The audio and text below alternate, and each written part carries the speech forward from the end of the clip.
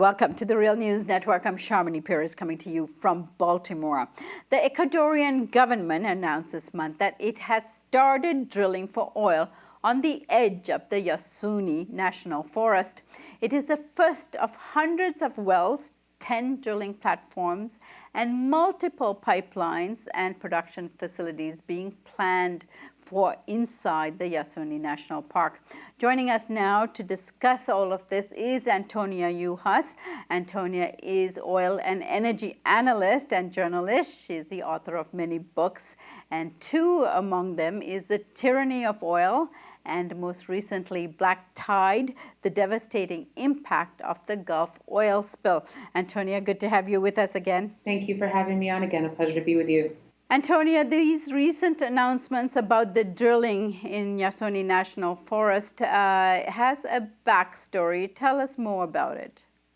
You know, this is, as you said, the Yasuni National Forest is this incredibly important biologically rich part of the earth. It's one of the most biologically diverse parts of the world. There as much tree diversity in 1 hectare of the Yasuni in all of North America, as in all of North America, enormous diversity of insects and wildlife, and many indigenous communities live there, indigenous to Ecuador, but in particular, the last 2 remaining uncontacted tribes in Ecuador live there, meaning 2 tribes that have never had contact with anyone in the outside world, and they live in this national forest. It also, unfortunately, though, happens to be an area that is rich in oil.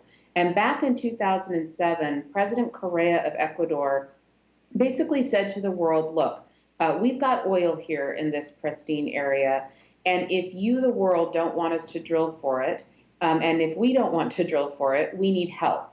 And in order to do that, we think the world needs to help us by helping us keep this oil in the ground and to pay for it, basically. And President Correa said, you know, if the world will put up X amount of dollars, then we won't drill for this oil, and that will help protect the climate and biodiversity and protect these tribes, and, you know, would also be good for Ecuador. 2 things happened. The world didn't put up that money, and President Correa was really playing both sides of the deck on this. He was simultaneously looking for companies to drill in the Yasuni while he was telling the world, help us not drill. And so that initiative failed, and it was really for one particular area of the park known as the ITT. It's an oil block in the park, and it was the this area, the ITT, that the world had hoped to try to protect. So just this week, for the first time, oil operations began in this ITT area. And that is, you know, sort of a huge loss for the world. Many people had really thought that this might be a good example of a way that we can combine efforts to keep oil in the ground that had failed. And now that failure is crystallized with the first drilling within the ITT. That drilling, however, is just the start of almost 300 wells that are being planned for the ITT. In addition, oil production has already begun within the Yasuni National Forest. And that production, when I was there and visited in late 2013, was starting to get underway. There were roads being built, lots of infrastructure being put into place.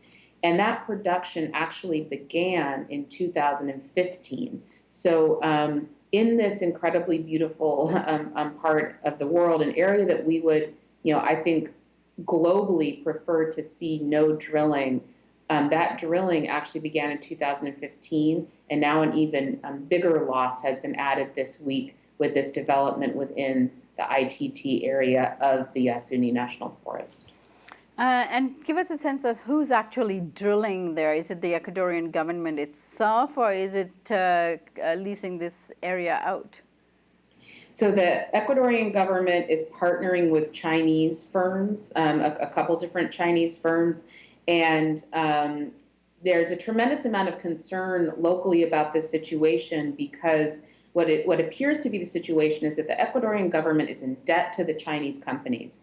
and is in debt to the Chinese government, excuse me, and that it appears that one of the ways that the government is getting out of debt is by opening up this oil field to the Chinese. And there is enormous, domestic resistance to this. There's an entire youth movement called the Yasunidos. There is national organizing, and then of course within the Yasuni and the areas around it, the tribal communities have really stood fast in trying to resist this development, including, with spears and, threatening to say, we will, really resist with our bodies this development. And it's creating enormous instability among tribal communities within the region.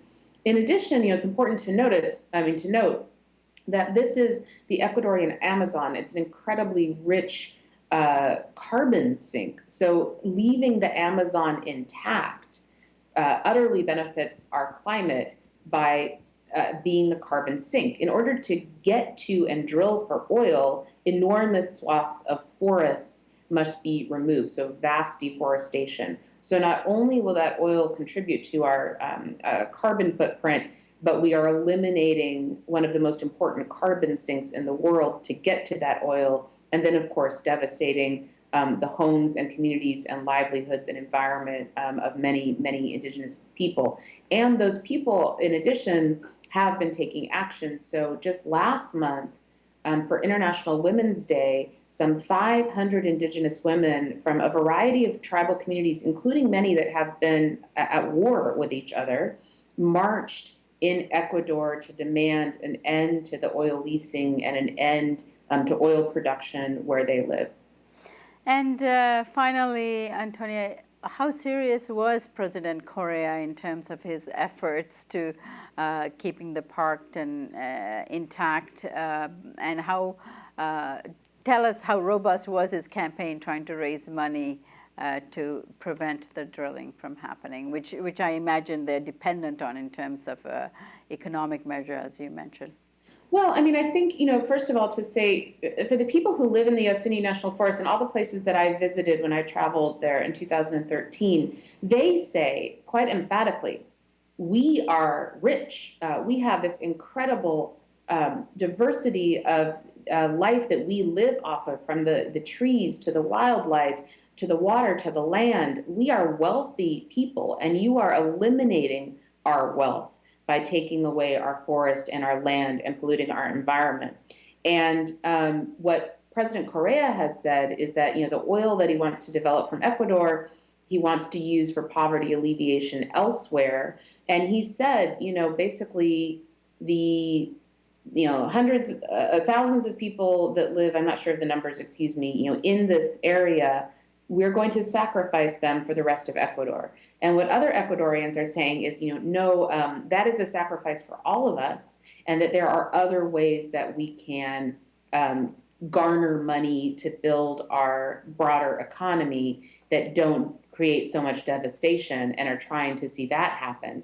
And so that's the first sort of economic piece of the pie. And in addition, when the price of oil collapses from a high of $150 to $30, the idea that oil is an inherent economic mainstay is very much put into question. Now, how hard Correa campaigned, that's hard to say. Clearly he was following two tracks. One was and it's quite possible that he was being honest. If we get the money, we'll leave it in the ground. He didn't get the money. And then possibly hedging his bets and saying, and I'm going to go down this path of getting the oil contract signed. But of course, if you're, looking at both of these paths being followed at the same time, it's quite possible, of course, that countries and people didn't put up money because they saw Correa developing the oil permits at the same time. So, it's hard for me to say what was going on in his head. I can say, however, that the proposal is a solid one.